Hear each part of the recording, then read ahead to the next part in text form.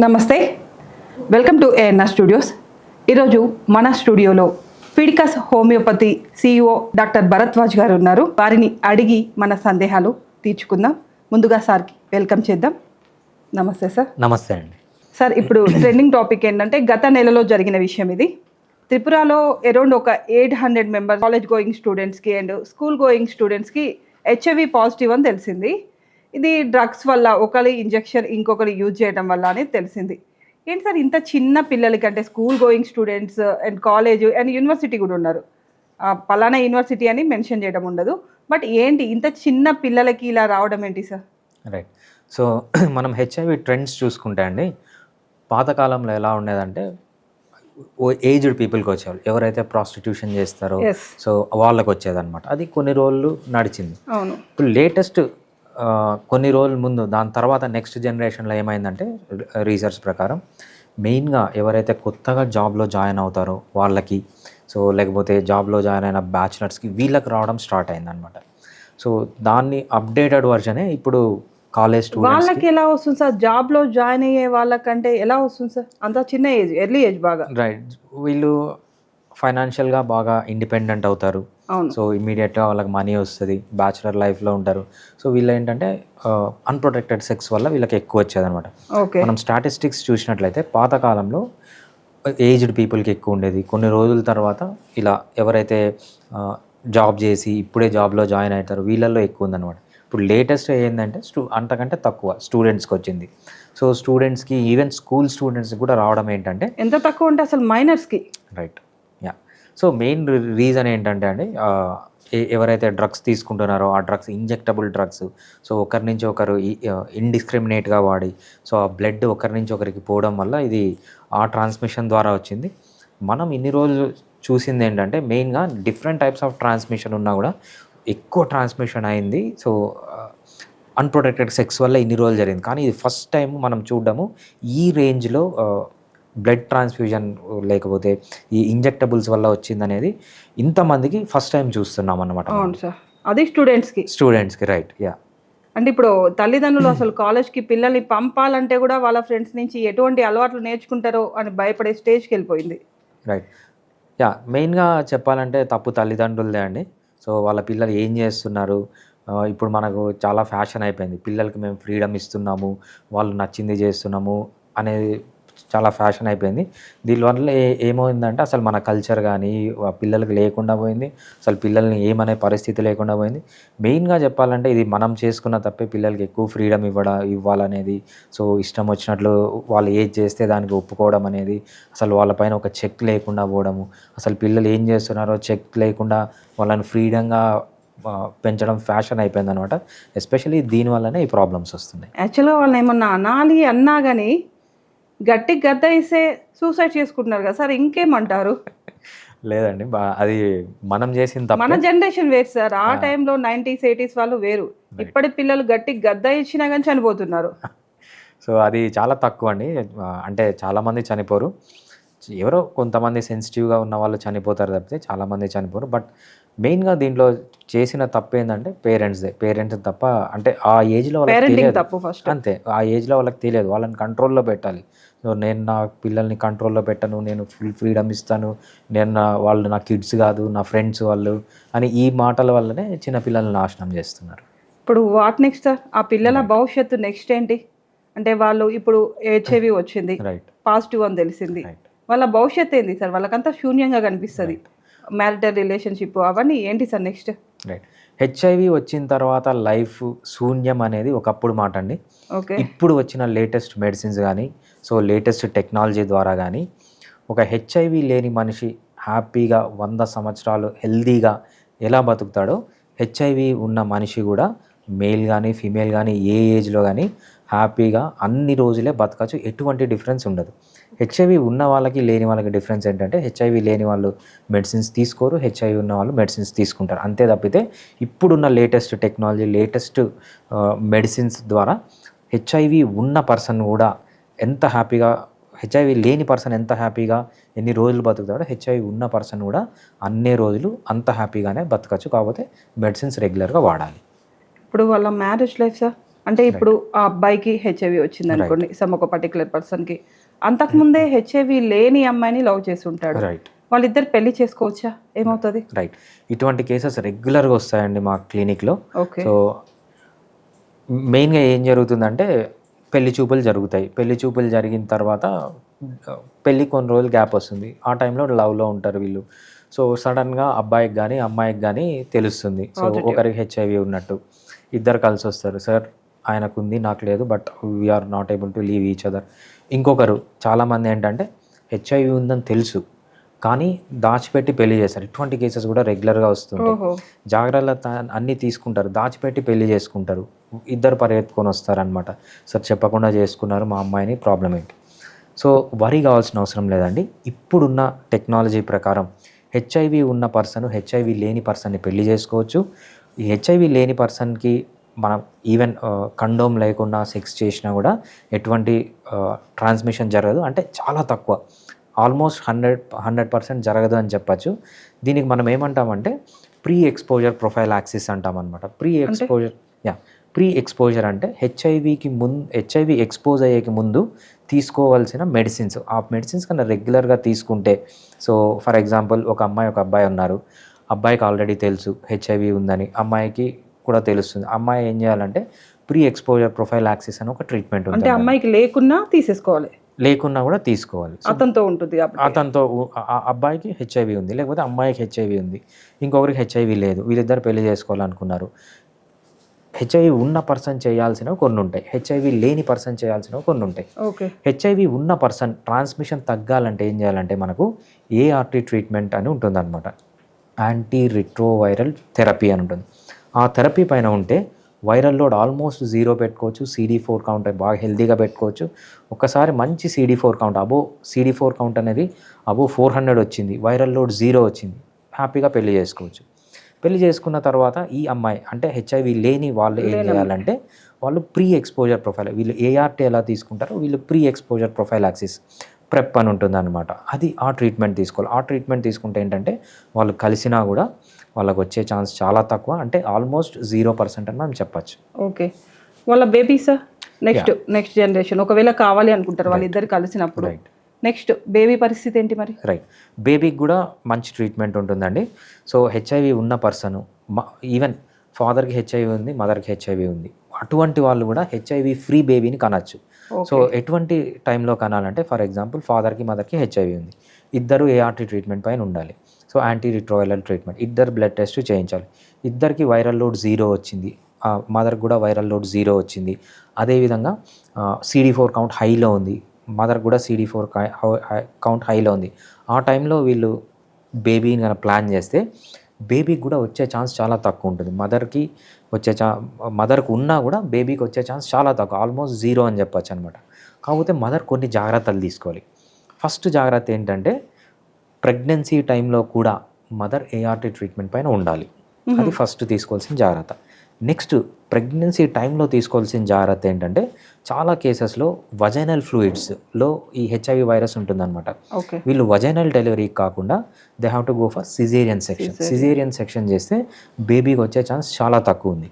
ఇది during pregnancy తర్వాత కొన్ని రోజులు ఏంటంటే బేబీకి కూడా ట్రీట్మెంట్ ఇవ్వాలి. సో యాంటీ రిట్రోవైరల్ ట్రీట్మెంట్ లేకపోతే ప్రీ ఎక్స్పోజర్ ప్రొఫైల్ యాక్సిస్, బేబీకి కూడా స్పెషలైజ్డ్ ట్రీట్మెంట్స్ ఆ ట్రీట్మెంట్ ఇవ్వాలి. ఆ ట్రీట్మెంట్తో పాటు ఇంకో ఇంపార్టెంట్ జాగ్రత్త మదర్ తీసుకోవాల్సింది ఏంటంటే బ్రెస్ట్ ఫీడింగ్ చేయకూడదు. బ్రెస్ట్ మిల్క్లో కూడా హెచ్ఐవి వైరస్ అనేది ఉంటుందన్నమాట. అందుకేంటంటే హెచ్ఐవి పాజిటివ్ ఉన్న మదర్ని బ్రెస్ట్ ఫీడింగ్ వద్దు, బాటిల్ ఫీడింగ్ ఇవ్వండి అని చెప్తారన్నమాట. ఈ జాగ్రత్తలన్నీ తీసుకుంటే సో హెచ్ఐవి ఉన్న పేరెంట్స్కి కూడా హెచ్ఐవి లేని బేబీస్ పుడతారు, వాళ్ళు చాలా హెల్తీగా ఉంటారు. కాకపోతే ఈ జాగ్రత్తలన్నీ కంపల్సరీ తీసుకోవాలి. ఓకే. ఇప్పుడు హెచ్ఐవి ఉన్న వాళ్ళకి ట్రీట్మెంట్ గురించి చెప్పారు, ఏఆర్టీ అని. Right. ART full form and దాని గురించి పూర్తిగా వివరిస్తారా సార్? అంటే తెలియదు కదా చాలా మందికి. రైట్. సో ఏఆర్టీ అంటే యాంటీ రిట్రోవైరల్ థెరపీ అండి. ఈ యాంటీ రిట్రోవైరల్ థెరపీ అనేది ప్రతి ఒక్క కంట్రీ వాళ్ళ ఫ్రీ స్కీమ్ కింద, ఇండియాలో కూడా ఫ్రీ స్కీమ్ కిందే వస్తుంది. ఇవి set of drugs. So it is a combination of antiviral drugs. ఏదైతే మన హెచ్ఐవి వైరస్ ఉందో హెచ్ఐవి వైరస్ అనేది ఒక సీక్వెన్స్ ఉంటుంది. ఫస్ట్ హ్యూమన్ బాడీలోకి వస్తుంది. హ్యూమన్ బాడీలోకి వచ్చిన తర్వాత ఆర్ఎన్ఏని డిఎన్ఏగా మారుస్తుంది. సో దాన్ని రివర్స్ ట్రాన్స్క్రిప్షన్ అంటారు. డిఎన్ఏ పోయి హ్యూమన్ డిఎన్ఏతో అతుక్కుంటుంది. ఆ హ్యూమన్ డిఎన్ఏ మళ్ళీ ఎక్స్ప్రెస్ అయినప్పుడు దాంట్లోంచి మళ్ళీ ఆర్ఎన్ఏ వచ్చి హెచ్ఐవిగా బయటకు వస్తుంది. సో డిఫరెంట్ స్టెప్స్ ఉంటాయన్నమాట.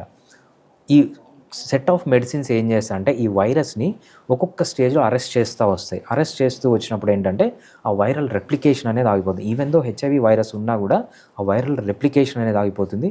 మనం బ్లడ్లో అన్డిటెక్టబుల్ లెవెల్స్లోకి హెచ్ఐవిని తీసుకొని రావచ్చు అనమాట. బేసిక్గా ఇది ప్రతి ఒక్క గవర్నమెంట్ అంటే వరల్డ్ వైడ్ మొత్తం అన్ని గవర్నమెంట్స్ ప్రజలకు ఫ్రీగానే ఇస్తున్నాయి. ఈవెన్ మన ఆంధ్రప్రదేశ్ కానీ ఇండియా కానీ ప్రతి ఒక్కరికి దొరుకుతుంది. అంటే యాక్చువల్గా ఏంటి అంటే హెచ్ఐవి వచ్చిందని చెప్పి గవర్నమెంట్ నుంచి వాళ్ళు చెప్తే అంటే గవర్నమెంట్ హాస్పిటల్లో రిజిస్ట్రేషన్ చేసుకుంటే ఈ ఏఆర్టీ ట్రీట్మెంట్ అనేది ఇంకా మెడిసిన్ కూడా ఫ్రీగా వచ్చేస్తుంది. రైట్. సో అక్కడ టెస్టులు కానీ లేకపోతే మనం ఏదైతే వైరల్ లోడ్ అన్నాము లేకపోతే CD4 కౌంట్ అన్నాము ఈ టెస్టులన్నీ ఫ్రీగానే చేస్తారు. టెస్ట్లో పాజిటివ్ వస్తే ఈ మెడిసిన్స్ కూడా ఫ్రీగానే ఇస్తారనమాట. ఓకే ఓకే సార్, చాలా వాల్యుబుల్ ఇన్ఫర్మేషన్ ఇచ్చారు. వర్షాల సీజన్ ఇది, బాగా వర్షాకాలం సీజన్, వర్షాలు వస్తున్నాయి. దీనివల్ల చిన్నపిల్లలకి బాగా ఫీవర్స్ వస్తుంటాయి, దోమలు వస్తుంటాయి, జ్వరాలు అనేది కామన్ అయిపోయింది. ఎటువంటి జాగ్రత్తలు, ఎటువంటి మెడిసిన్ యూజ్ చేయాలి సార్? రైట్. సో మనము వర్షాకాలంలో గుర్తుపెట్టుకోవాల్సింది 3 type of diseases. First water communicable. So water నుంచి ఏమేమి డిసీజెస్ ట్రాన్స్ఫర్ అవుతాయి అంటే వర్షాల్లో మన తాగునీటిలో కూడా వాటర్ మిక్స్ అవుతుంటుంది, బయట వాటర్ మిక్స్ అవుతుంటుంది. ఇది ఒక కేటగిరీ. ఇంకోటి ఏంటంటే వర్షాకాలంలో దోమల వల్ల వచ్చే డిసీజెస్ కొన్ని, డెంగ్యూ ఫేమస్ ఎగ్జాంపుల్, లేకపోతే మలేరియా, ఇది ఒక కేటగిరీ. ఇంకోటి వర్షాకాలంలో ఏంటంటే కొంతమందికి అలర్జీస్ ఉంటాయి. సో ఎక్కువ చలి ఉండడం వల్ల రెస్పిరేటరీ డిజార్డర్స్ వస్తుంటాయి అనమాట. ఈ 3 కేటగిరీస్లో వస్తాయి. ఫస్ట్ ఒక్కొక్క కేటగిరీ మనం తీసుకున్నప్పుడు ఫస్ట్ కేటగిరీలో ఏం చెప్తామంటే వాటర్ కమ్యూనికబుల్ డిసీజెస్ అంటే వాటర్ కంటామినేషన్ వల్ల వచ్చే డిసీజెస్. దీంట్లో మెయిన్గా వచ్చే డిసీజ్ ఏంటంటే typhoid plus hepatitis A, hepatitis B అంటాం చూసారా, ఈ 2 కామన్ డిసీజెస్. సో కామన్గా ఎక్కడొస్తాయి? సో ఇంట్లో పరిస్థితి బాగాలేదు, సో ఎక్కడన్నా వాటర్ మిక్స్ అయింది, దానివల్ల వస్తాయి. దానికి వీళ్ళు మెయిన్గా చేయాల్సింది ఏంటంటే వాటర్ని హీట్ చేసుకొని తాగాలి, హీట్ చేసి చల్లార్చి తాగాలి. ఇలా తాగితే ఆల్మోస్ట్ ఆల్ డిసీజెస్ పోతాయి అన్నమాట. ఆరో వాటర్ కూడా ఓకే. సో ఆరో వాటర్లో కూడా ఫిల్టర్ అయిపోతాయి. బట్ ఈవెన్ ఆరో వాటర్లో అయినా కూడా హీట్ వల్ల ఆరో వాటర్లో ఫర్ ఎగ్జాంపుల్ 100 బ్యాక్టీరియా ఉందనుకోండి, మేబీ 95 చనిపోతాయి, 5 అలా ఉంటాయి. అదే హీట్ చేస్తే మొత్తం 100% చనిపోతాయి. సో ఆరో వాటర్ కంటే హీటెడ్ వాటర్ మోర్ సేఫ్ అనమాట. ఇది ఒక కేటగిరీ. ఇంతకంటే వర్స్ట్ ఏంటంటే మన ఎక్కువ ఆడవాళ్ళు చేస్తుంటారు, పానీపూరి తింటుంటారు. ఈ పానీపూరి ఏంటండి అది? ఆ పానీపూరి వాడు ఎప్పుడుదో పూరి పెడతాడు, ఏ వాటర్ ఉంటుంది చూసారా. మాకు వచ్చే కేసెస్ ఏంటంటే ఎక్కువ పానీపూరి తినే వాళ్ళే ఈ కేసెస్లో వస్తారు. వింటర్లో ఎవరన్నా పానీపూరి తిన్నారంటే వాళ్ళకి టైఫాయిడ్ కానీ హెపటైటిస్, వైరల్ హెపటైటిస్ కానీ గ్యారంటీ. ఎందుకంటే అంత హైజెనిక్గా మెయింటైన్ చేయరు, అది చల్లగా అయిపోతుంది వాటర్, ఏ వాటర్ కలుపుతారో తెలియదు, ఎన్ని రోజులు వాటర్ కలుపుతారో తెలియదు. సో మెయిన్గా లేడీస్ ఎవరన్నా వచ్చారు వాళ్ళకి టైఫాయిడ్ ఉంది లేకపోతే హెపటైటిస్ లేడీస్ చెప్తున్నా సార్, ఎక్కువ వాళ్ళే వస్తారండి. అంటే నా ఎక్స్పీరియన్స్ ప్రకారం పానీపూరి లేడీస్ తింటారని ఫిక్స్ అయ్యారు మీరు? పానీపూరి లేడీస్ అనే గారు నాకు వచ్చిన ఇన్ఫర్మేషన్ కాదు, నేను చూసేవాళ్ళు. సో ఎవరినన్నా అడగండి పానీపూరి తింటాము అంటారు. సో పానీపూరి వింటర్లో తింటున్నారంటే వీళ్ళకి ఈ డిసీజ్ మోస్ట్లీ వస్తుంది. సో పానీపూరి ఎక్కువ తినేవాళ్ళు నేను ఎన్కౌంటర్ చేసిన వాళ్ళు ఎక్కువ విమెనే ఉంటారు. ఓకే, నెక్స్ట్ సార్ ఇది ఇంకా ఉన్నాయి కదా? ఓకే, సో ఇది వైరల్ హెపటైటిస్ కానీ దీనికి సంబంధించింది. నెక్స్ట్ ఏంటంటే దోమల వల్ల మెయిన్గా ఏమొస్తుంది? మలేరియా వస్తుంది, డెంగ్యూ వస్తుంది. సో దోమల్ని కంట్రోల్ చేయడానికి మనం స్పెషల్గా చెప్పుకోని అవసరం లేదు. సో కాయిల్స్ వాడచ్చు, లేకపోతే లిక్విడ్స్ వాడచ్చు, రిపెల్లెంట్స్ వాడచ్చు, ఇంటి చుట్టూ దోమలు లేకుండా చూసుకోవడము. సో ఇవన్నీ చేసుకొని దోమల్ని కంట్రోల్ చేసుకోవాలి. మెయిన్గా టైఫాయిడ్, డెంగ్యూ. సో డెంగ్యూ వస్తే చాలా జాగ్రత్త ఉండాలి. మనకు తెలుసు ప్లేట్లెట్ కౌంట్ పడిపోతుంది, ప్లేట్లెట్ కౌంట్ రెగ్యులర్గా చెక్ చేస్తూ ఉండాలి. అది సెకండ్ టైప్ ఆఫ్ డిసీజెస్. ఇంకా థర్డ్ టైప్ ఆఫ్ డిసీజెస్ ఏంటంటే respiratory disorders. Upper respiratory tract కానీ లోయర్ రెస్పిరేటరీ ట్రాక్ట్ కానీ, ఎప్పుడైతే కోల్డ్ ఉంటుందో లేకపోతే హ్యూమిడ్ క్లైమేట్ ఉంటుంది, కొంతమందికి హ్యూమిడ్ క్లైమేట్ పడదనమాట. వీళ్ళలో ఏంటంటే కోల్డ్, కాఫ్ ఇట్లాంటి సివియర్ రావడము, బ్రాంకైటిస్లు రావడము, ఆస్తమాల్ ట్రిగర్ కావడం, ఇవన్నీ మనం కామన్గా ఈ చలికాలంలో చూస్తుంటాం. సో వీళ్ళు ఏంటంటే వీలైనంత వరకు వెచ్చని క్లాతింగ్ వేసుకొని సో ఇమ్యూనిటీ పెంచుకోవడానికి ఏ కేసులో అయినా మనకు డెంగ్యూలో హోమియోపతిలో ఎక్సలెంట్ ట్రీట్మెంట్ ఉంటుంది. అదేవిధంగా ఈ ఏవైతే రెస్పిరేటరీ డిజార్డర్స్ ఉన్నాయో దీంట్లో మంచి ట్రీట్మెంట్ ఉంటుంది. హెపటైటిస్లు లేకపోతే టైఫాయిడ్ దీంట్లో కూడా హోమియోపతి మందులు వాడచ్చు. బోత్ ప్రివెంటివ్గా వాడచ్చు, మైల్డ్ కేసెస్ ఆఫ్ ది సిమ్టమ్స్లో వాడచ్చు, ఈవెన్ సివియర్ కేసెస్లో కూడా వాడచ్చు. ఎస్పెషల్లీ డెంగ్యూ ఉన్న వాళ్ళలో ప్లేట్లెట్ కౌంట్ పడిపోతూ ఉంటుంది అనుకోండి, చాలా మంచి మెడిసిన్స్ ఉన్నాయి హోమియోపతిలో ప్లేట్లెట్ కౌంట్ని పెంచడానికి. ఈ పెంచడం వల్ల ఏమవుతుందంటే సీరియస్ కాంప్లికేషన్స్, బ్లీడింగ్లోకి పోకుండా, అదేవిధంగా బ్లడ్ ట్రాన్స్ఫ్యూజన్లోకి వెళ్ళకుండా మనం వాళ్ళని కాపాడచ్చు. ఓకే సార్, ఇప్పుడు కరోనా వచ్చినప్పుడు వ్యాక్సినేషన్ ఇచ్చారు అందరికీ. ఆ వ్యాక్సినేషన్ వల్ల చాలామందికి హార్ట్ అటాక్ వచ్చి సడన్గా చనిపోతున్నారని, చిన్న పిల్లలు కూడా చనిపోతున్నారు, మనం చూస్తూనే ఉన్నాం. దాని గురించి అంటే ఏంటి, వ్యాక్సినేషన్ వల్ల పరిస్థితి ఏమైపోతుంది? రైట్. సో వ్యాక్సినేషన్ చేశారు అంటే, వ్యాక్సిన్ మార్కెట్లోకి వచ్చింది అంటే అది ఎంత సేఫ్ అనేది మనం అర్థం చేసుకోవాలి. ఒక 30-40 ఇయర్స్ ముందు పరిస్థితి వేరే. అప్పుడు మనకు లాస్ అన్నీ ఇంత స్ట్రిక్ట్గా ఉండేవి కాదు. ఇప్పుడు లేటెస్ట్ మీరు తీసుకోండి, ఒక 10-20 ఇయర్స్ నుంచి తీసుకోండి, ఈ క్లినికల్ ట్రయల్స్ అంటారు. క్లినికల్ ట్రయల్స్ అంటే ఏంటంటే హ్యూమన్ బీయింగ్స్ పైన రీసెర్చ్ చేసి ఆ రీసెర్చ్ ఓకే అనుకుంటే అది జనరల్ పబ్లిక్ వస్తుంది. చాలా స్ట్రాంగ్గా ఉన్నాయి. సో ముందులా కాదనమాట. ఇప్పుడు ఎలా ఉందంటే ఫస్ట్ అనిమల్స్ పైన ట్రయల్ జరుగుతుంది. సో అనిమల్స్లో సేఫ్ అనుకుంటే దాన్ని హ్యూమన్ బీయింగ్స్లోకి తెస్తారు. హ్యూమన్ బీయింగ్స్లో చేసే ట్రయల్ని క్లినికల్ ట్రయల్ అంటారు. ఈ క్లినికల్ ట్రయల్ అనేది 4 ఫేజెస్లో ఉంటుంది. phase 1, phase 2, phase 3, phase 4. phase 1లో around 8 మంది మనుషులకి ఇస్తారనమాట. సో phase 1లో వీళ్ళు ఎస్టాబ్లిష్ చేసేది ఏంటంటే సేఫ్టీ. ఈ వ్యాక్సిన్ సేఫ్గా ఉందా లేదా అని phase 1లో టెస్ట్ చేస్తారు. వ్యాక్సిన్ సేఫ్ అనుకోండి, phase 2లోకి వెళ్తారు. phase 2లో ఏంటంటే సేఫ్టీతో పాటు ఎఫికసీ. సేఫ్టీ అయిపోయిన తర్వాత ఓకే ఈ వ్యాక్సిన్ సేఫ్, ఇప్పుడు ఈ వ్యాక్సిన్ పనిచేస్తుందా లేదా, కోవిడ్ని ప్రివెంట్ చేస్తుందా లేదా అని సెకండ్ ఫేజ్లో చేస్తారనమాట. సేఫ్టీతో పాటు ఫస్ట్ ఫేజ్లో ఓన్లీ సేఫ్టీ, సెకండ్ ఫేజ్లో సేఫ్టీ ప్లస్ ఎఫికసీ, థర్డ్ ఫేజ్లో సెకండ్ ఫేజ్లో ఎంతమంది ఉంటారంటే అరౌండ్ 80 మందికి 80 హ్యూమన్ బీయింగ్స్ పైన రీసెర్చ్ చేస్తారు. ఇది కూడా పాస్ అయింది, ఈ వ్యాక్సిన్ సేఫ్ ఎఫిషియంట్ అంటే థర్డ్ స్టేజ్కి తెస్తారనమాట. అంటే థర్డ్ ఫేజ్కి తెస్తారు. థర్డ్ ఫేజ్లో అరౌండ్ 800 పీపుల్ పైన టెస్ట్ చేస్తారు. 800 రైట్, ఇది గుర్తుపెట్టుకోవాలి. phase 1 8, phase 2 80, phase 3 around on an average. Okay. So 800 పీపుల్లో టెస్ట్ చేస్తారనమాట. సో 800 పీపుల్లో టెస్ట్ చేస్తే ఏంటంటే ఇక్కడ ఏం చేస్తారంటే non inferiority trials or superiority trials అంటారు. అంటే ఉన్న వాటికంటే ఇది బెటర్, లేకపోతే ఉన్న వాటికంటే ఇది సేఫ్ అని ప్రూవ్ అయిన తర్వాత థర్డ్ ఫేజ్లో మళ్ళీ అప్పుడే పబ్లిక్కి వెళ్తుందన్నమాట. సో బేసిక్గా ఒక vaccine phase 1, phase 2, phase 3 complete చేసుకొని జనరల్ పబ్లిక్ వచ్చింది అంటే ఇట్స్ ఆల్మోస్ట్ సేఫ్. ఇప్పుడున్న టెక్నాలజీ, ఇప్పుడున్న మన మెకానిజం ద్వారా ఏదన్నా ఒకటి బయటకు వచ్చిందంటే ఇట్స్ ఆల్మోస్ట్ సేఫ్. ఏదైతే ఈ అపోహ ఉందో, సో ఈ వ్యాక్సిన్ తీసుకున్న తర్వాత పిల్లలు చనిపోతున్నారు, హార్ట్ అటాక్ వస్తుంది అనేది, ఇవి కేవలం అపోహలు. సో మొన్న ఆస్ట్రాజెనికా చెప్పింది ఏంటంటే ఈ వ్యాక్సిన్ తీసుకున్న వాళ్ళకు వచ్చింది అని చెప్పింది తప్పితే, సో అది బేసిక్గా ఏం చెప్పిందంటే వచ్చే ఛాన్స్ ఉంది, one of the side effects of the vaccine. ఈ side effect of the vaccine చాలా రేర్గా వస్తుంది అని చెప్పిందనమాట. మనోళ్ళు ఏం చేస్తారంటే ఆ రేర్గా అనే వర్డ్ని తీసి పక్కన పెట్టేసి ఆస్ట్రాజెనికానే ఒప్పుకునింది వాళ్ళ వ్యాక్సిన్కి సైడ్ ఎఫెక్ట్స్ ఉన్నాయని. ప్రపంచంలో సైడ్ ఎఫెక్ట్ లేని మందు అంటూ ఇంతవరకు ఎవ్వరూ కనబెట్టలేదు. ఏ మెడిసిన్ కన్నా సైడ్ ఎఫెక్ట్ ఉంటుంది. అంటే ఇప్పుడు దాంట్లోనే ఇంకా ఈ కరోనా వ్యాక్సిన్ తీసుకున్న తర్వాత వాళ్ళ ఇమ్యూనిటీ కోల్పోయి ఇంతకుముందు ఉన్నట్లు ఫిట్గా ఉండట్లేరని చెప్పి, ప్రతి చిన్నదానికి అలసట వస్తుందని చెప్పి ఇది కూడా ఒక వదంతో వినిపిస్తూ ఉంది బాగా. రైట్, అది కేవలం అపోహ అండి. సో ఈ వ్యాక్సిన్ ఎఫెక్ట్ అనేది మనకు ఏదో 1 మంత్ ఉండొచ్చు, లేకపోతే 2 మంత్స్ ఉండొచ్చు, అంతకంటే ఎక్కువ ఎఫెక్ట్ ఉండదు. మన కోవిడ్ వెళ్ళిపోయి ఆల్రెడీ 2 ఇయర్స్ అయిపోయింది. ఏమన్నా వ్యాక్సిన్కి సంబంధించిన సైడ్ ఎఫెక్ట్స్ వస్తే వేసుకున్న వారం రోజుల లోపల రావాలి, లేకపోతే వేసుకున్న నెల రోజుల్లో 2 నెలల లోపల రావాలి.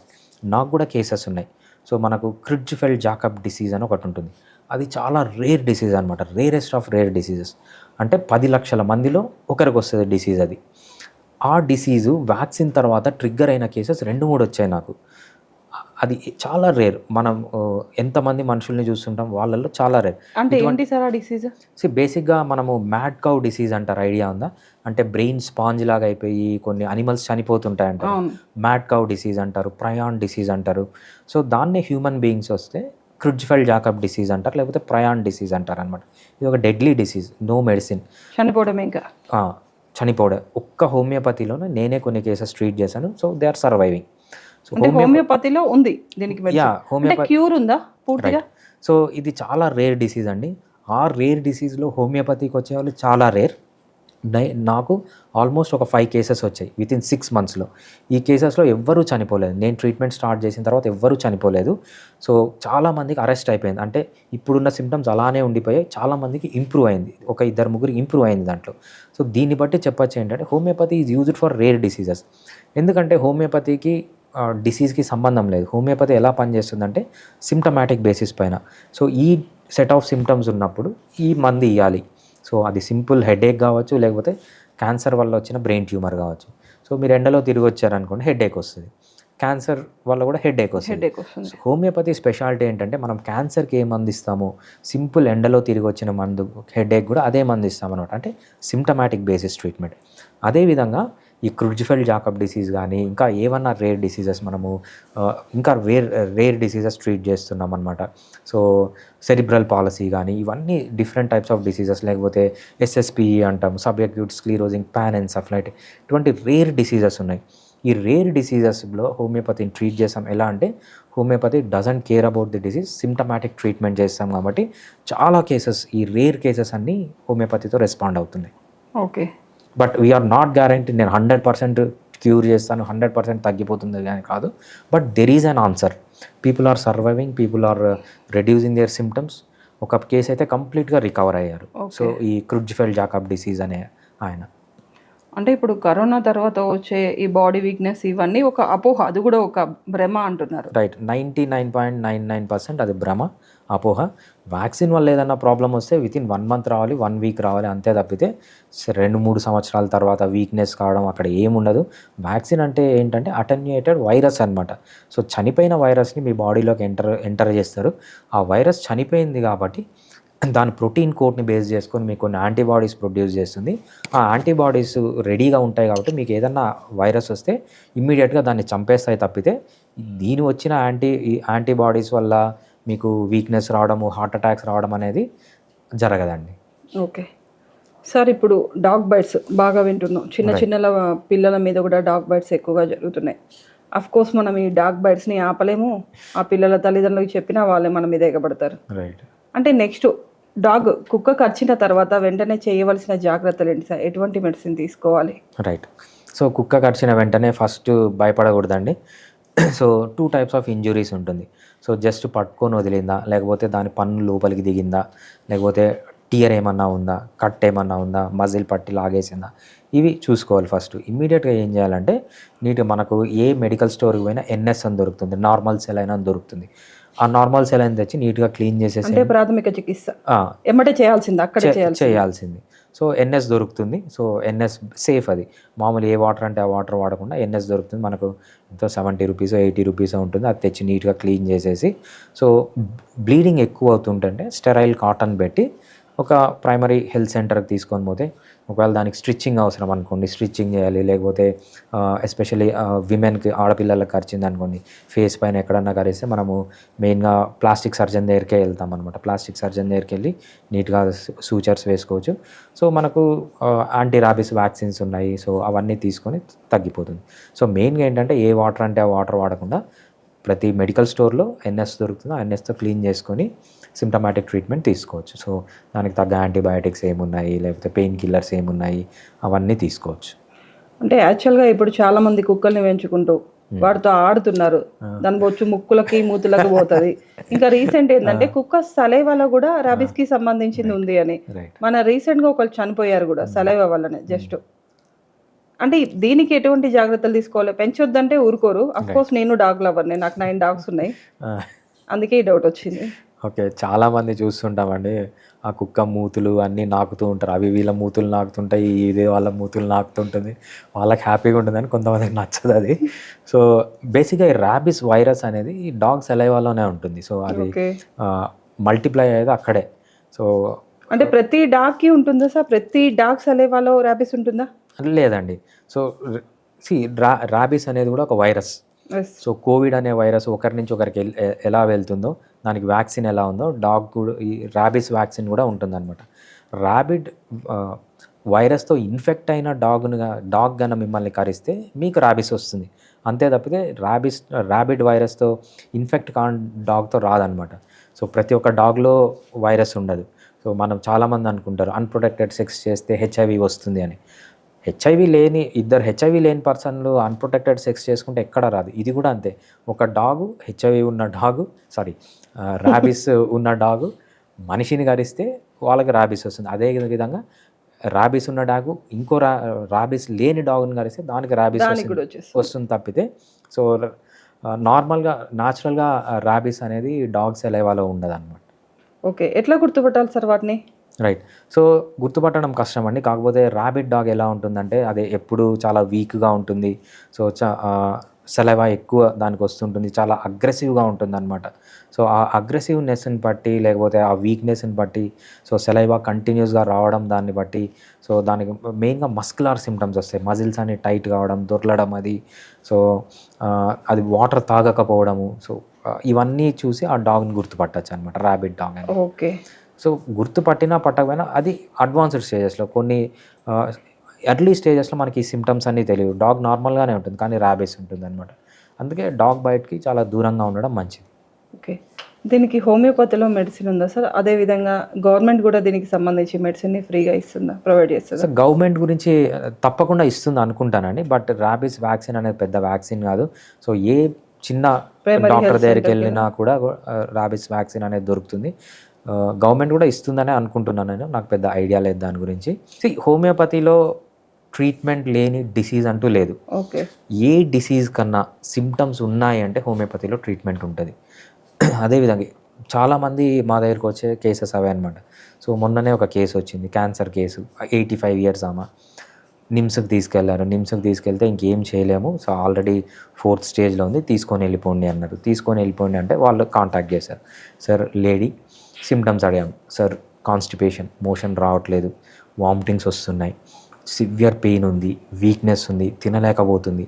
అటువంటి కేసు మేము తీసుకొని ఇప్పటికీ ఆ కేసు ట్రీట్మెంట్ స్టార్ట్ చేసి 6 years అయింది. 6 years అయితే సో ఆమె క్యాన్సర్ అలానే ఉంది. పెయిన్, కాన్స్టిపేషన్ తగ్గింది, పెయిన్ తగ్గింది, బాగా ఫుడ్ తీసుకుంటుంది, బాగా కొంచెం వెయిట్ పుట్ ఆన్ అయింది. సో ఇలా రేర్ డిసీజెస్ ఏవైతే ఉన్నాయో, కాంప్లికేటెడ్ డిసీజెస్ ఏవైతే ఉన్నాయో, ఏవైతే వేరే వాళ్ళు వదిలేస్తారో మా వల్ల కాదని, అటువంటి కేసెస్ హోమియోపతిలో ట్రీట్మెంట్ చేసిన చాలా ఉన్నాయి. బెస్ట్ గుర్తుపెట్టుకోవాల్సింది ఏంటంటే homeopathy has answer for every disease. It doesn't mean ప్రతి డిసీజ్ మేము క్యూర్ చేస్తాము, డిసీజ్ లేకుండా చేస్తామని కాదు. But some are other benefit పేషెంట్కి ఉంటుంది. ఈ విధంగా సర్జరీ లేకుండా క్యాన్సర్లు కంప్లీట్గా క్యూర్ అయిపోయిన కేసెస్ కూడా హోమియోపతి ట్రీట్మెంట్ ద్వారా చాలా ఉన్నాయి. అలోపతియే పూర్తిగా క్యాన్సర్ని కంప్లీట్గా క్యూర్ చేయలేకపోతుంది సార్. అలాంటి టైంలో హోమియోపతి అనేది క్యూర్ చేసింది 1-2 కేసెస్లో అని చెప్తున్నారు. రైట్. మళ్ళీ ఇంకా వాళ్ళకి ఎటువంటి సైడ్ ఎఫెక్ట్స్ ఏం లేవా సార్? మనము క్యాన్సర్ని గుర్తుపెట్టుకోవాల్సింది ఏంటంటే అండి, హోమియోపతిలో క్యాన్సర్ వచ్చేది చాలా తక్కువ మంది వస్తారు. ఎటువంటి వాళ్ళు వస్తారంటే ఆల్రెడీ 4th స్టేజ్లోనూ మల్టిపుల్ క్యాన్సర్స్ వచ్చి మల్టిపుల్ ప్లేసెస్లో క్యాన్సర్ గ్రోత్ అయ్యే వాళ్ళే చాలామంది వస్తారు.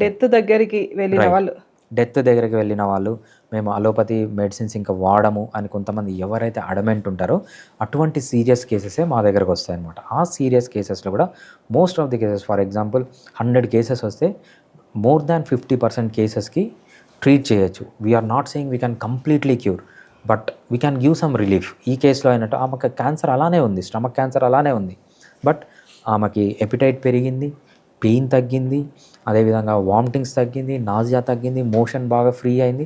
6 years నుంచి బతికే ఉంది ఆమె. సో ఎవరైతే 2 monthsలో చనిపోతుందన్నారో 6 years నుంచి బతికే ఉంది. ఇటువంటి కేసెస్ కాకుండా మా సీనియర్స్ కానీ మా కొలీగ్స్ కానీ ట్రీట్మెంట్ చేసిన కేసెస్ చాలా ఉన్నాయన్నమాట. కొన్ని కేసెస్ అయితే పినైల్ క్యాన్సర్, పెన్నిస్ పైన క్యాన్సర్ ఉంటుంది, అది కంప్లీట్గా క్యూర్ అయిన క్యాన్సర్స్ కూడా చాలా చూసామన్నమాట. అన్ని కేసెస్లో సక్సెస్ అవుతుందా అంటే సక్సెస్ కాదు. So but most of the కేసెస్లో హోమియోపతి ఇటువంటి కేసెస్లో సక్సెస్ అయ్యే ఛాన్స్ ఉంటుంది. ఓకే, అలోపతిలో కూడా అన్ని కేసెస్లో సక్సెస్ అనేది ఎక్కడ ఉండదు కదా సార్? దేంట్లోనూ సక్సెస్ అనేది 100% ఉండదు. రైట్ సార్, ఇప్పుడు కామన్గా ఒక 10-11 years పిల్లల దగ్గర నుంచి హెయిర్ ఫాల్ అనేది కంటిన్యూగా అవుతూనే ఉంది. ఇప్పుడు ఈ హెయిర్ ఫాల్ కంట్రోల్ చేయడానికి హోమియోపతిలో ఏమన్నా మెడిసిన్ ఉందా?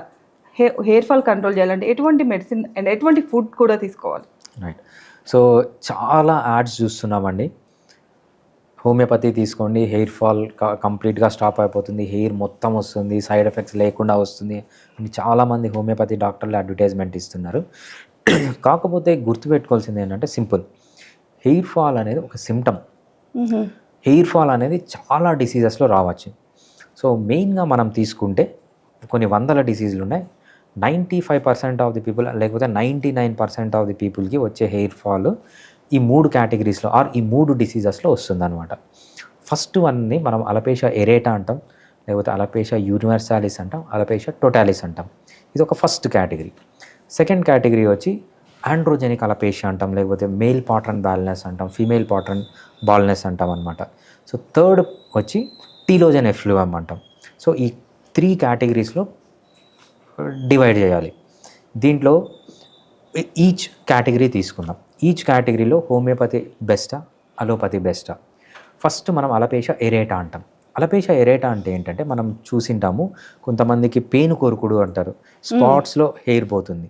సో దాన్ని అలపేషియా ఎరేటా అంటారు. అది కొంచెం సీరియస్ ఫామ్లోకి వెళ్ళింది అనుకోండి, అలపేషియా టోటాలిస్ అంటాం. టోటాలిస్ అంటే ఏదైనా ఒక కన్నురెప్ప కంప్లీట్గా పోవడము, గడ్డం పోవడము, మీసాలు పోవడము, హెయిర్ కంప్లీట్గా పోవడము జరుగుతుంది. అది సెకండ్ స్టేజ్. దీన్నే థర్డ్ స్టేజ్ ఏంటంటే అలపేషియా యూనివర్సాలిస్ అంటాం. కొంతమందికి చూసినచ్చు ఒంటిపైన ఒక్క వెంట్రుక కూడా ఉండదన్నమాట, మొత్తం బాల్డ్ అయిపోతుంది. అది అలపేషియా యూనివర్సాలిస్ అంటారు. అలపేషియా ఎరేటా కానీ, టోటాలిస్ కానీ, యూనివర్సాలిస్ కానీ దీన్ని ఏంటంటే ఇది ఒక auto immune disorder. Auto immune disorder అంటే మామూలుగా మనకు వైరస్ కానీ, బ్యాక్టీరియా కానీ, ప్యాథోజన్ కానీ ఏదైనా మన బాడీలోకి ఎంటర్ అయితే మన ఇమ్యూన్ సిస్టమ్ అనేది దాన్ని ఫైట్ చేసి దాన్ని చంపేయాలి. కాకపోతే ఈ ఆటో ఇమ్యూన్ కండిషన్లో ఏమవుతుందంటే మన హెయిర్ ఫాలికల్ ఏదైతే ఉంటుందో దాన్ని ఒక ఫారిన్ బాడీ లాగా మన బాడీ రికగ్నైజ్ చేసి దాన్ని చంపేస్తుంది అనమాట. ఎప్పుడైతే హెయిర్ ఫాలికల్ని చంపేస్తుందో హెయిర్ ఊడిపోతుంది. రైట్. ఇది అలపేషియా టోటాలిస్ కానీ, యూనివర్సాలిస్ కానీ, ఎరేటా కానీ అంటారు. పేను కొరుకుడు అంటారు. ఇది ఎక్కువగా జెంట్స్కే వస్తుంది కదా సార్? ఇప్పుడు మీరు చెప్పిన ఈ సింటమ్స్ నేను ఎక్కువ జెంట్స్లోనే చూసాను. మెయిన్గా జెంట్స్లోనే ఎందుకు చూస్తారంటే జెంట్స్ హెయిర్ అనేది చాలా షార్ట్గా కట్ చేస్తారు, ఈజీగా కనిపిస్తుంది. సో లేడీస్ అనేవాళ్ళు పొడుగుగా పెంచుకుంటారు కాబట్టి దాన్ని ఈజీగా కవర్ చేస్తారు.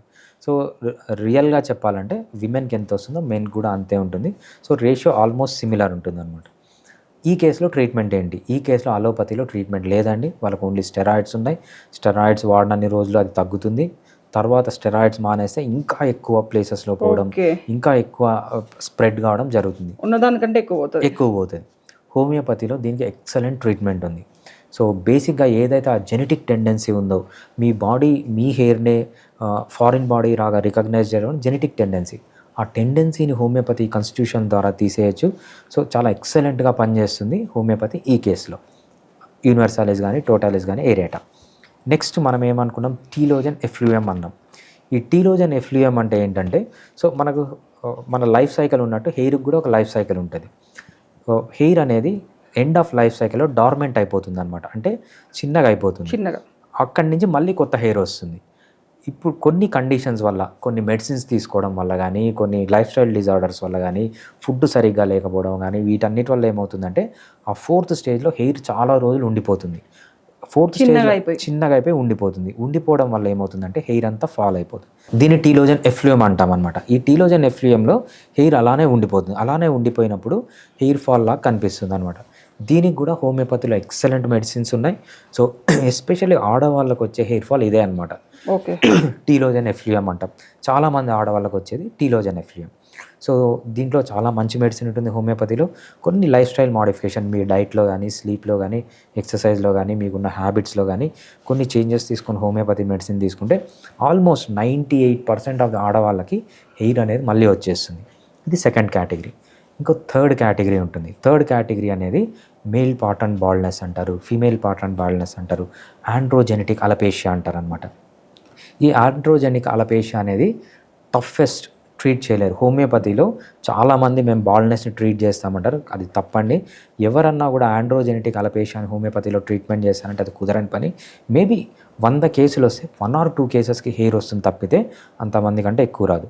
సో దీంట్లో ఎక్సలెంట్ మెడిసిన్ మనకు అలోపతిలో దొరుకుతుంది. సో విమెన్కి అయితే బెస్ట్ మెడిసిన్ మనం మెనాక్సిడిల్ అంటాము. సో మెనాక్సిడిల్ హోమియోపతిలో మెడిసిన్ లేదు, ఉన్నా కూడా చాలా తక్కువ. రేటు కూడా, సక్సెస్ రేట్ కూడా చాలా తక్కువ. 100 మందిలో ఒకరికో ఇద్దరికో సక్సెస్ అవుతుంది. అదే అలోపతిలో మంచి ట్రీట్మెంట్ ఉందన్నమాట. విమెన్కి అయితే బెస్ట్ మెడిసిన్ మెనాక్సిడిల్ అని ఉంటుంది. మెనాక్సిడిల్ వాడచ్చు. మెనాక్సిడిల్ వాడితే మళ్ళీ హెయిర్ గ్రోత్ అయ్యే ఛాన్స్ చాలా ఎక్కువగా ఉంటుంది. మెన్కి అయితే ఇంకొన్ని ఎక్స్ట్రా మెడిసిన్స్ ఉంటాయి. మెనాక్సిడిల్ ప్లస్ ఫినెస్ట్రాయిడ్ అని ఉంటుంది అనమాట. ఈ రెండు కలిపి వాడుకుంటే మోస్ట్ ఆఫ్ ది మెన్లో మళ్ళీ వస్తుంది. లేదు ఆల్రెడీ చాలా రోజులు అయిపోయింది, ఫాలికల్స్ అన్నీ పోయినాయంటే హెయిర్ ట్రాన్స్ప్లాంట్కి వెళ్ళాలన్నమాట. ఈ కేటగిరీ దాంట్లో. సో చాలామంది చేసే తప్పు ఏంటంటే హెయిర్ ఫాల్ అంటూనే అది ఈ ఆయిల్స్ వస్తున్నాయి. ఏ హెయిర్ ఫాల్ కన్నా ఒకటే ఆయిల్ ఉండదు కదా. సో ఆండ్రోజెనెటిక్ అలపేషియాకి రీజన్ వేరే, టీలోజన్ ఎఫ్లూయమ్కి రీజన్ వేరే, అదేవిధంగా అలపేషియా ఎరేటాకి రీజన్ వేరే. అన్నిటికీ ఒకటే రకమైన మెడిసిన్ అనేది ఉండదన్నమాట. దాని డిసీజ్ని బట్టి ట్రీట్ చేయాలి. మెయిన్గా వీళ్ళు చేసే ఆయిల్స్ కమర్షియల్గా మనకు హెయిర్ ఫాల్ ఆయిల్స్ దొరుకుతున్నాయి. సో చాలా క్యాప్సూల్స్ అవి ఇవి అంటారు, అవన్నీ ఫేక్ అండి. ఫస్ట్ మీకు ఏదైనా హెయిర్ ఫాల్ ఉంటే ప్రాపర్ డాక్టర్ దగ్గరికి వచ్చి అది డయాగ్నోస్ చేయాలి, ఏం టైప్ ఆఫ్ హెయిర్ ఫాల్ అని. దాన్ని బట్టి ట్రీట్మెంట్ ఇస్తేనే మీరు రికవర్ అవుతారు. తప్పితే మీరు యాడ్లో చూసి అడ్వర్టైజ్మెంట్లో చూసి మా హెయిర్ ఆయిల్ చూడండి ఏ హెయిర్ అయినా వచ్చేసింది, ఇవన్నీ ఫేక్ న్యూస్లు, ఇవన్నీ నమ్మకండి. మీకు హెయిర్ ఫాల్ ఉంటే మంచి క్వాలిఫైడ్ డాక్టర్ దగ్గరికి వెళ్ళి ఫస్ట్ డయాగ్నోస్ చేసి దాని ప్రకారం ట్రీట్మెంట్ తీసుకుంటే రికవరీ అనేది బాగుంటుంది. ఫస్ట్ అయితే ఇంటేక్ మంచి తీసుకోవాలి ఫుడ్. రైట్. సో మన ఎస్పెషల్లీ టీలోజన్ ఎఫ్లూయం అని కానీ లేకపోతే అలపేషా ఎరేటా కానీ వీటికి ఏంటంటే 5 పిల్లర్స్ అంటామన్నమాట. చేరుకు 4 కాళ్ళు ఉన్నట్టు లైఫ్కి 4 కాళ్ళు ఉంటాయి. ఫస్ట్ ఏంటంటే డైట్. ఎటువంటి డైట్ తీసుకోవాలి అనేది చాలా ఇంపార్టెంట్. లో కార్బోహైడ్రేట్ డైట్ తీసుకోవడం అనేది చాలా ఇంపార్టెంట్. అదేవిధంగా సీడ్ ఆయిల్స్, మనం సన్ఫ్లవర్ ఆయిల్, సాఫ్లవర్ ఆయిల్, దీంట్లో అంతా omega-6 ఫ్యాటీ యాసిడ్స్ ఎక్కువ ఉంటాయి. సో ఇవన్నీ కట్ చేయాలన్నమాట ఈ 2 డైట్లో. నెక్స్ట్ ఎక్సర్సైజ్ అనేది చాలా ఇంపార్టెంట్. రెగ్యులర్గా ఎక్సర్సైజ్ చేయాలి, ఏ ఎక్సర్సైజ్ అయినా చేయొచ్చు. దాని తర్వాత స్లీప్. సో చిన్నపిల్లలు, ముసలి వాళ్ళు అయితే రోజుకి ఎంతసేపు కావాలంటే అంతసేపు నిద్రపోవాలి. అదే అడల్ట్ అయితే 7 to 9 hours both quality and quantity of sleep అవసరం. దాంతోపాటు స్ట్రెస్ ఫ్రీ లైఫ్లో ఉండాలి. ఎప్పుడైతే స్ట్రెస్ ఫ్రీ లైఫ్లో ఉంటారో వీళ్ళలో స్ట్రెస్ హార్మోన్స్, కార్టిజాల్, అడ్రినలిన్ అంటాము, ఇవన్నీ తగ్గిపోయి హెయిర్ ఫాల్ కూడా తగ్గిపోతుంది. 5th వచ్చి అలవాట్లు. మీకు ఏం అలవాట్లు ఉన్నాయి? స్మోకింగ్ చేస్తున్నారా, డ్రింకింగ్ చేస్తున్నారా, లేకపోతే పాన్ అలవాటు ఉందా, లేకపోతే వీడియోసా, రీల్సా, కార్బోహైడ్రేట్ అడిక్షన్ ఉందా, కాఫీ అడిక్షన్ ఉందా, ఏం అడిక్షన్? ఈ అడిక్షన్స్ నుంచి బయటకు వస్తే so you will have better prognosis for hair loss అనే కాదు, టోటల్ ఎంటైర్ లైఫ్లో మంచి ప్రోగ్నోసిస్ ఉంటుంది. సార్ ఇప్పుడు 90s 80sతో చూస్తే ఇప్పుడు చిన్నపిల్లల్లో ఐసైట్ అనేది ఎక్కువగా వస్తుంది. వాళ్ళు ఫోన్లు పట్టుకొని ఉండడం వల్ల వాటి వల్ల ఎక్కువగా ఈ మధ్య బాగా కనిపిస్తున్నాయి అవి. ఇంకొకటి ఏంటి అంటే పుట్టడంతో కొంతమంది పిల్లలకి ఇంత సోడా బుడ్డి అద్దాలు వస్తున్నాయి. పుట్టడంతో వాడు యూకేజీలోనే ఉంటాడో అవి పెట్టుకొని పోతాడు. ఎందుకు సార్ ఈ మధ్య మరి ఇది విపరీతం అవుతుంది? సో మనం ఎవల్యూషన్ తీసుకుంటే అండి, పాతకాలంలో ఇవన్నీ లేవు. ఇప్పుడు ఎందుకున్నాయంటే, ఒక కపుల్ తీసుకోండి, ఎవరన్నా రెగ్యులర్ ఒక టిపికల్ కపుల్ తీసుకుంటే ఏంటంటే ప్రెగ్నెన్సీ రావట్లేదు వాళ్ళకి. సో ప్రెగ్నెన్సీ రాకపోవడానికి మెయిన్ రీజన్ ఏంటంటే మెన్లో కానీ విమెన్లో కానీ లైఫ్ స్టైల్. కరెక్ట్ ఫుడ్ తినట్లేదు, కరెక్ట్గా నిద్రపోవట్లేదు, కరెక్ట్గా ఎక్సర్సైజ్ చేయట్లేదు, స్ట్రెస్ ఫ్రీ లైఫ్లో ఉండట్లేదు, అడిక్షన్స్ ఉంటున్నాయి. ఈ మెయిన్ రీజన్స్ వల్ల ఇన్ఫర్టిలిటీ వస్తుంది. ఇన్ఫర్టిలిటీ మేల్కి కానీ ఫీమేల్కి కానీ ఇన్ఫర్టిలిటీ వస్తుంది. ఇన్ఫర్టిలిటీ వచ్చిన తర్వాత వీళ్ళు ఏం చేస్తున్నారు? ఇన్ఫర్టిలిటీని 2 రకాలుగా తీసేయచ్చు. ఒకటి, మీ లైఫ్ స్టైల్ అంతా చేంజ్ చేసుకొని ఇన్ఫర్టిలిటీని క్యూర్ చేసుకోవచ్చు. అదేవిధంగా కెమికల్స్ తీసుకొని చేసుకోవచ్చు. చాలామంది ఆప్ట్ చేసేది ఏంటంటే కెమికల్స్ అంటే ఏంటి? హార్మోన్స్, పిల్లలు పుట్టడానికి హార్మోన్స్, స్పర్మ్ రావడానికి హార్మోన్స్, ఫర్టిలైజేషన్ కోసం హార్మోన్స్, మెకానికల్ ఎయిడ్స్, ఇవన్నీ వాడుతున్నారు. దీనివల్ల ఏమవుతుందంటే జీన్స్లోనే చేంజ్ వస్తుంది పుట్టిన పిల్లల్లో. సో తల్లిదండ్రి హెల్తీగా ఉంటే వాళ్ళ జీన్స్ కూడా హెల్తీగానే ఉంటాయి, వాళ్ళకు పుట్టే పిల్లలు కూడా హెల్తీగానే అంటే ఉంటాయి. మెడిసిన్ వాడినప్పుడు పుట్టే పిల్లల్లో ఇలాంటివన్నీ కనిపిస్తున్నాయని చెప్తున్నారు. రైట్. సో మెడిసిన్ వాడేది ఎప్పుడు వాడుతున్నారు? ఇది పిల్లలు పుట్టక ముందు ఫర్టిలిటీ కోసం. పిల్లలు గర్భంలో ఉన్నప్పుడు ఏం చేస్తున్నారు? మళ్ళీ హార్మోన్సే. సో వాళ్ళకి బీపీ పెరిగిపోతుంది, ఎక్సర్సైజ్ లేదు, బీపీ పెరిగిపోతుంది, దానికి మెడిసిన్స్. ప్రొజెస్ట్రాన్ హార్మోన్ సరిగా డెవలప్ కావట్లేదు, దానికి మళ్ళీ బయట నుంచి ప్రొజెస్ట్రాన్ తీసుకుంటున్నారు. ప్రెగ్నెన్సీకి ముందు, ప్రెగ్నెన్సీ టైంలో, ప్రెగ్నెన్సీ తర్వాత అంత హార్మోన్స్, కెమికల్స్ వాడుతున్నారు. దీనివల్ల ఏంటంటే జీన్స్లో చేంజ్ వస్తుంది. దాన్ని లేటెస్ట్ ఎపిజెనెటిక్స్ అంటాం అనమాట. ఎపిజెనెటిక్స్ అంటే మనకున్న జీన్స్ మాడిఫై అవుతాయి. మన అలవాట్ల వల్ల మన జీన్స్ మాడిఫై అవుతాయి. సో మన అలవాట్లు ఏంటి? ఈ కెమికల్స్ అన్నీ వాడడం మన అలవాటు. ఈ కెమికల్స్ వల్ల జీన్స్లో మాడిఫికేషన్ వచ్చి ఈ ఎపిజెనెటిక్ చేంజెస్ జరిగి సో మెయిన్గా ఈ ప్రాబ్లమ్స్ అన్నీ వస్తున్నాయి. నేనే ఒక కేసు చెప్తాను. తెలిసిన ఒక ఆమె పిల్లలు లేరు. సో ఎందుకు పిల్లలు లేరు అంటే హెల్త్ గురించి పట్టించుకోలేదు. మంచిగా కార్బోహైడ్రేట్ ఫుడ్ తినడము, జంక్ ఫుడ్ తినడము, ఒబేసిటీలు, తర్వాత పీసీఓడీలు, ఫైబ్రాయిడ్ యూట్రస్లు, తర్వాత బల్కీ యూట్రస్లు, నెబోథియన్ సిస్ట్లు, సో అన్నీ ఇవే అనమాట. పెళ్ళికి ముందు. పెళ్ళి తర్వాత ఏమైంది, పిల్లలు కావాలి. పిల్లలు కావాలంటే అప్పటికన్నా వీళ్ళు లైఫ్ స్టైల్ చేంజ్ చేసుకొని మంచిగా హెల్తీగా తయారై పిల్లలు కంటున్నారంటే లేదు. అర్జెంటుగా పిల్లలు కావాలి. అర్జెంటుగా పిల్లలు కావాలంటే ఏంటి, షార్ట్ కట్స్ అంటే ఏంటి, మళ్ళీ హార్మోన్స్. ఫర్టిలిటీ సెంటర్లకు పోండి, హార్మోన్స్ వేసుకోండి, తీసుకోండి. 7 years హార్మోన్స్ తీసుకునిందామా. 7 years ప్రెగ్నెన్సీ కోసం ట్రై చేసి 7 years తర్వాత పిల్లలు పుట్టారు. 7 years తర్వాత పిల్లలు పుడితే ఏంటి, మీరు చెప్పినట్టే సోడా బుడ్డి అద్దాలు, స్కిన్ డిసీజ్లు, ఆటిజంలు, ఏడిహెచ్డీలు, ఇవే పిల్లలు బయటకు వచ్చారు ఆమెకి. ఫస్ట్ ప్రెగ్నెన్సీ పోయింది, ఓకే, పాప పుట్టింది, బాగాలేదు. సెకండ్ ప్రెగ్నెన్సీ కన్నా తెలివి రావాలా. ఇప్పుడన్నా మేము ఫస్ట్ నేను మా హస్బెండ్ హెల్తీగా మారి తర్వాత పిల్లలు కనాలని లేదా, అది కూడా లేదు. సెకండ్ ప్రెగ్నెన్సీ కూడా మళ్ళీ ఒక 3 years హార్మోన్స్ దీంతోనే జరిగింది. సెకండ్ బాబు పుట్టాడు. బాబు పుట్టిన దాని కూడా మళ్ళీ సేమ్ అదే. సో బేసిక్గా ఏంటంటే మీకు ఈ ప్రాబ్లమ్స్ ఉంటే 2 రకాల ట్రీట్మెంట్ తీసుకోవచ్చు. షార్ట్ కట్స్లో హార్మోన్స్ తీసుకుంటే పిల్లలు ఈ విధంగానే పుడతారు. అదేవిధంగా లేదు, నేను బాగా హెల్తీగా కావాలి, నా హస్బెండ్ హెల్తీగా కావాలి, హెల్తీగా మారిన తర్వాత మేము స్టెరాయిడ్స్ లేకుండా లేకపోతే హార్మోన్స్ లేకుండా పిల్లలు పుట్టాలి అంటే హోమియోపతి క్యాన్ హెల్ప్. హోమియోపతిలో ఎక్సలెంట్ మెడిసిన్స్ ఉంటాయి. మీరు కొంచెం లైఫ్ స్టైల్ మోడిఫికేషన్స్ చేసుకొని హోమియోపతి మెడిసిన్స్ వాడితే మేల్కి కానీ ఫీమేల్కి కానీ ఇన్ఫర్టిలిటీ పోయి మంచిగా హ్యాపీగా తయారయ్యి మంచి హెల్తీ బేబీని పుట్టడానికి ఛాన్స్ ఎక్కువగా ఉంటుంది. But the choice is yours. నా దగ్గర కూడా రెగ్యులర్ కేసెస్ వస్తూ ఉంటారు. సో కొంతమంది, సార్ మేము అలోపతి ట్రీట్మెంట్ తీసుకున్నాం ఫర్టిలిటీలో అయినా కూడా రావట్లేదు. నేను ఒకటే చెప్తాను, మీరు షార్ట్ కట్స్ కావాలంటే నా దగ్గర రాకండి. లేదు, మిమ్మల్ని మీరు హెల్తీగా మార్చుకొని తర్వాత పిల్లల్ని కంటారంటే 1 year పట్టచ్చు, 2 year పట్టచ్చు, 3 year పట్టచ్చు. సో ఈ టైంలో హోమియోపతి క్యాన్ సపోర్ట్ అని. ఆ తర్వాత పిల్లలు పుట్టిన వాళ్ళు, హెల్తీ పిల్లలు పుట్టిన వాళ్ళు కూడా చాలామంది ఉన్నారు. మెయిన్గా ఇది పిల్లలు తప్పు కాదు, తల్లిదండ్రులు తప్పే. వాళ్ళు సరిగా ఫుడ్ తీసుకోకపోవడం, రెస్ట్ లేకుండా ఉండడం, ఏవైతే మనము చాలామంది ఆల్కహాలు, డ్రగ్ అడిక్ట్లు వీళ్ళే ఉన్నారు. సో ఈ జనరేషన్ని మీరు టచ్ చేయండి, ఆల్కహాల్ తాగని విమెన్ కానీ మెన్ కానీ లేరు, డ్రగ్స్ వాడని మెన్ కానీ విమెన్ కానీ లేరు. ఇప్పుడు కొత్తగా పెళ్ళయి ఇన్ఫర్టిలిటీ ఉంది అనే కేసులు చాలా ఎక్కువ వస్తున్నాయి. వాళ్ళలో అంటే ఆల్కహాల్ ఎఫెక్ట్ అనేది పిల్లల పైన పడుతుందా సార్? తప్పకుండా అండి. ఆల్కహాల్ అనేది కూడా ఎపిజెనెటిక్ చేంజెస్ తెస్తుంది. వాళ్ళ స్పర్మ్లో చేంజెస్ తెస్తుంది. సో వాళ్ళ ఎగ్లో చేంజెస్ తెస్తుంది. సో ఇవన్నీ లీడ్స్ ఇంటూ ఏడిహెచ్డి కానీ, ఆటిజం కానీ, సైట్ కానీ, ఇంకా చాలా డిజార్డర్స్కి ఇది రీజన్ అనమాట. ఓకే. ప్రెగ్నెంట్తో ఉన్నప్పుడు మదర్ సరిగ్గా తినకపోయినా ఆ ఎఫెక్ట్ పిల్లల పైన పడి వాళ్ళకి ఐసైట్ లాంటి, స్కిన్ డిసీజ్ లాంటివి వస్తాయి సార్. రైట్. సో ప్రెగ్నెన్సీలో మదర్ ఏం చేసినా, సో హార్మోన్స్ వాడినా లేకపోతే సరిగ్గా తినకపోయినా, ఎక్కువ తిన్నా, ఎంత తినాలో ఏం తినాలో అది తినకపోయినా, సో ఏ చేంజెస్ ఉన్నా కూడా ఎపిజెనెటిక్స్ చేంజెస్ జరుగుతాయి.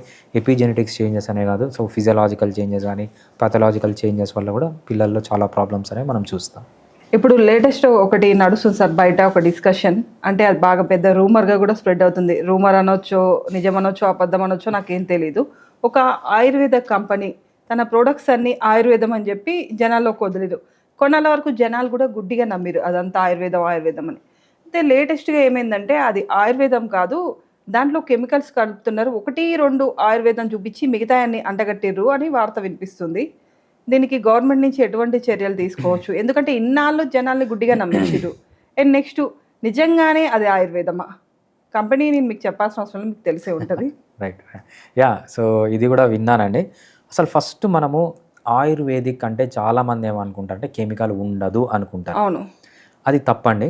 మనం కామన్గా వాడే పసుపు, అవును, పసుపులో ఉండే కెమికల్ని మనం కర్క్యూమిన్ అంటాం. ఓహో, అది కూడా కెమికలేగా. అంటే అది చూపిస్తుంది అసలు కెమికల్ అని చూపించదు, బట్ దాంట్లో పనిచేసేది మనం యాంటీబయాటిక్ అంటాము, లేకపోతే డిహెచ్డి బ్లాకర్. ఆడవాళ్ళు ఏం చేస్తారంటే పసుపు రాసుకుంటారు. అవును, పసుపు రాసుకుంటే హెయిర్ ఫాస్ట్గా రాదు అంటారు. ఫాల్ అయిపోతుంది, ఏదో రాదు. సో బేసిక్ ఏం జరుగుతుందంటే పసుపులో ఏముంటుందంటే డిహెచ్డి బ్లాకర్ అనమాట. సో ఏదైతే మనం ఈ కర్క్యూమిన్ అంటామో, ఈ కర్క్యూమిన్ అనేది డిహెచ్డి బ్లాకర్. సో ఈ కర్క్యూమిన్ అనేది ప్యూర్ కెమికల్, అది పసుపులో ఉంటుంది. ఈ కర్క్యూమిన్ ఏం చేస్తుందంటే డైహైడ్రోటెస్టోస్టిరాన్ రిసెప్టార్స్ అని ఉంటాయి, ఆ రిసెప్టార్స్ని బ్లాక్ చేస్తుంది. ఎప్పుడైతే ఆ రిసెప్టార్స్ని బ్లాక్ చేస్తుందో హెయిర్ పడిపోతుంది, బాడీ పైన హెయిర్. సో అదే తలపైన పెట్టుకుంటే హెయిర్ పెరుగుతుంది, అది డిఫరెంట్ థింగ్. ఇక్కడ చెప్పేది ఏంటంటే ఏదైనా కూడా కెమికలే. ఫర్ ఎగ్జాంపుల్ మనం ఓజోమెన్ అని మగవాళ్ళ శక్తి కోసం ఓజోమెన్ తీసుకుంటారు. సో మనము డ్రమ్ స్టిక్ ఉంటుంది చేసారా, డ్రమ్ స్టిక్లో ఆ కెమికల్ ఉంటుంది. అవును. సో ఏదైనా కూడా అది బాగా పెడతా ఉంటారు కొత్త పెళ్ళైన వాళ్ళకి. ఏదైనా కూడా ఏ మెడిసిన్ తీసుకున్నా కూడా దాంట్లో కెమికల్ ఉండనే ఉంటుంది. సో అసలు ఆయుర్వేదిక్ అంటే కెమికల్ ఉండదు అనేది పెద్ద తప్పు. అది తెలియని వాళ్ళు అంటే మెడికల్ సైన్స్ గురించి తెలియని వాళ్ళు మాట్లాడేది. సో ప్రతి ఒక్క మెడిసిన్లో ఏ ప్రిపరేషన్లో అయినా కూడా కెమికల్ ఉంటుంది. ఇది ఎలా అంటే చాలా మనకు ఇండియాలో కొత్త డ్రగ్ కూడా కనుక్కోలేదు ఇంతవరకు. కనుక్కున్నదంతా యుఎస్ వాళ్ళు, యూకే వాళ్ళు, జపాన్ వాళ్ళు, ఆస్ట్రేలియా వాళ్ళే కనుక్కున్నారు. ఓకే. వీళ్ళకు వచ్చిన కెమికల్స్ ఎక్కడివి తెలుసా? ఇండియావే. మన ఆయుర్వేదిక్ లిటరేచర్ తీసుకుంటారు, ఆయుర్వేదిక్ లిటరేచర్లో దీంట్లో ఫర్ ఎగ్జాంపుల్ చరక సంహిత ఏదో తీసుకుంటారు. ఫర్ ఎగ్జాంపుల్ ఈ పసుపు ఆడవాళ్ళ వెంట్రుకల్ని స్టాప్ చేస్తుంది అని రాసి ఉంటుంది. ఆ పసుపు తీసుకొని ఆ కెమికల్ని వాళ్ళు ఐడెంటిఫై చేసి ఆ కెమికల్ని చేంజ్ చేస్తారు. అంటే తక్కువ పొటెంట్గా ఉంటుందన్నమాట న్యాచురల్ ఫామ్లో ఉన్నప్పుడు. దాన్ని ఏం చేస్తారంటే కొన్ని లైగాండ్స్ యాడ్ చేయడము, దాని ఓరియంటేషన్ చేంజ్ చేయడం, దాన్ని ఏమంటారంటే కెమికల్ డీజే అంటారు. సో ఒక పాటను తీసుకొని దాంట్లో రీమిక్స్ చేస్తే డీజే అని ఎలా అంటారో, ఒక కెమికల్ని తీసుకొని దానికి కొన్ని ఎక్స్ట్రా కెమికల్స్ యాడ్ చేసి కొన్ని కెమికల్స్ తీసేసి దాని ఓరియంటేషన్ చేంజ్ చేయడము, దీన్ని అంతా ఏమంటారంటే కెమికల్ డీజే అంటారనమాట. ఆ కెమికల్ డీజే దాన్ని చేసి దాన్ని మోర్ పొటెంట్గా చేసి మళ్ళీ అమ్ముతున్నారు మనకు.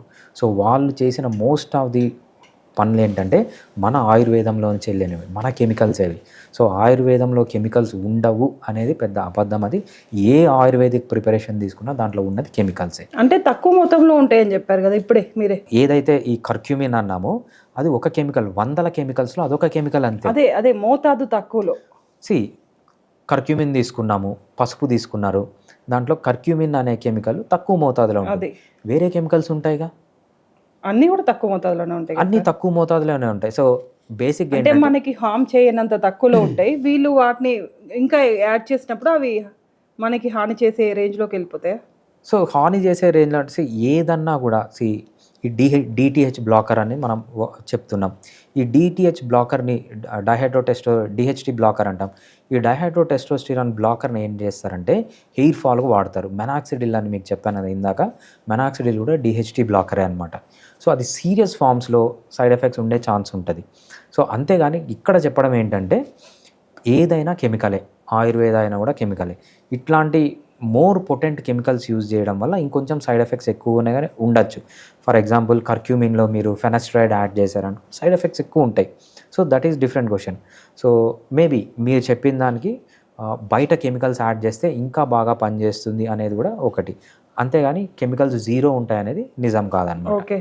ఇదొకటి. నెక్స్ట్ ఇంకో ఇంపార్టెంట్ విషయం ఏంటంటే మనకు ఒక యాక్ట్ ఉంటుంది, మ్యాజిక్ రెమెడీస్ యాక్ట్ అని. ఈ మ్యాజిక్ రెమెడీస్ యాక్ట్ ప్రకారం ఎవరే కానీ మనము డిసీజ్ పేరు పెట్టకూడదు అంటారు మెడిసిన్ పైన. మీ ఏ అల్లోపతి మెడిసిన్ అన్నా తీసుకోండి, దానిపైన డిసీజ్ పేరు ఉంటుందా? పారాసిటమాల్ అని ఉంటుంది అంతే, ఫీవర్ అనే అలా ఉండదు కదా. సో ఈ మ్యాజిక్ రెమెడీస్ యాక్ట్ ప్రకారం ఏంటంటే ఏ మెడిసిన్ పైన ఆ డిసీజ్ పేరు అనేది రాయకూడదు. మన ఫేమస్ ఒక ఆయుర్వేదిక్ మెడిసినే తీసుకోండి, కరోనా టైంలో కరోనిల్ అని తెచ్చారనమాట. అవును, రైట్. బేసిక్గా యాక్చువల్గా రూల్స్ ప్రకారం మన రెగ్యులేషన్స్ ప్రకారం ఆ వర్డ్ ఉండకూడదు. మీరు దానికి ఏదైనా పేరు పెట్టండి తప్పితే డిసీజ్ పేరు ఉండకూడదు. అదేవిధంగా కెమికల్స్ అనేది అన్నిట్లో ఉంటాయి, వీళ్ళు కలిపి ఉండొచ్చు, అది మనకు మన వాళ్ళ సీక్రెట్, అది మనకు తెలియదు.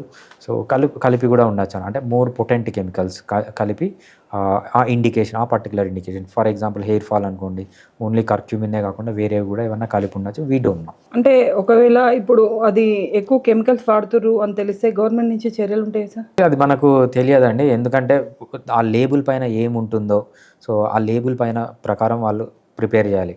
సో మనకి ఏ మెడిసిన్ అన్నా తీసుకోండి, అలోపతి అన్నా తీసుకోండి, ఆయుర్వేద అన్నా తీసుకోండి, హోమియోపతి అన్నా తీసుకోండి, దీనికి ఒక బుక్ ఉంటుంది అనమాట, దాన్ని ఫార్మకోపియా అంటారు.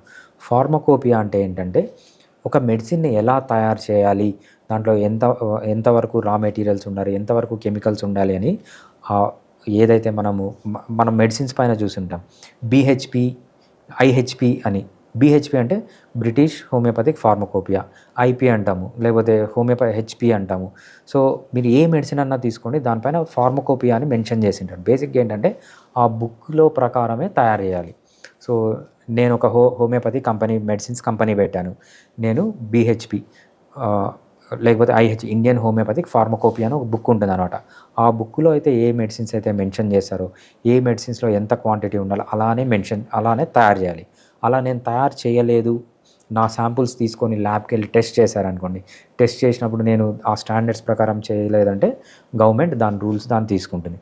మనకు సిడిఎస్సిఓ ఉంటుంది, central drug standards control organisation అని.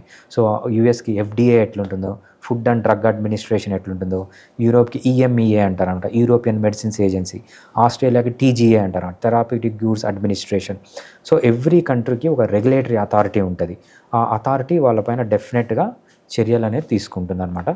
వాళ్ళు ఆ స్టాండర్డ్స్ ప్రకారం ఏదైతే వాళ్ళు స్పెసిఫై చేశారో, ఫార్మకోపియా స్టాండర్డ్స్ ప్రకారం చెయ్యలేదు అంటే ఆ రెగ్యులేటరీ అథారిటీ వాళ్ళపైన చర్యలు తీసుకుంటుంది. అంటే ఆయుర్వేదానికి ఇంతవరకు, నెక్స్ట్ అలోపతికి ఇంతవరకు కెమికల్స్ వాడవచ్చు అట్లా ఉంటుంది. కెమికల్స్ అన్నారు వాళ్ళ ఒక మెడిసిన్ తయారు చేస్తున్నారంటే ఈ విధంగానే తయారు చేయాలి అని ఒక రూల్ ఉంటుందన్నమాట. ఒక పేజ్ ఉంటుంది. ఫర్ ఎగ్జాంపుల్ పారాసిటమాల్ తయారు చేయాలని ఒక పేజ్ ఉందనుకోండి, ఆ పేజ్లో వాళ్ళు ఎలా మెన్షన్ చేయాలో అలానే చేయాలి. మీరు పారాసిటమాల్లో వేరే ఏమన్నా కలిపారనుకోండి, వీళ్ళు శాంపుల్స్ తీసుకొని వెళ్ళి నువ్వు పారాసిటమాల్ అని పేరు పెట్టావు కానీ వేరే కెమికల్ కలిసింది, వీ విల్ సూ యూ, లేకపోతే వాళ్ళపైన చర్యలు తీసుకుని. అదేవిధంగా హోమియోపతికి ఫార్మకోపియా ఉంటుంది, ఆయుర్వేదాకి ఫార్మకోపియా ఉంటుంది. ఎవరైనా కూడా ఆ ఫార్మకోపియా బేస్ చేసుకొని తయారు చేయాలి. ఆ ఫార్మకోపియాకి విరుద్ధంగా చేస్తే అది కనుక ప్రూవ్ అయితే వాళ్ళపైన CDSCO, central drug standards control organisation, వాళ్ళపైన చర్యలు తీసుకుంటుంది అనమాట. Okay, thank you sir. Thanks అండి.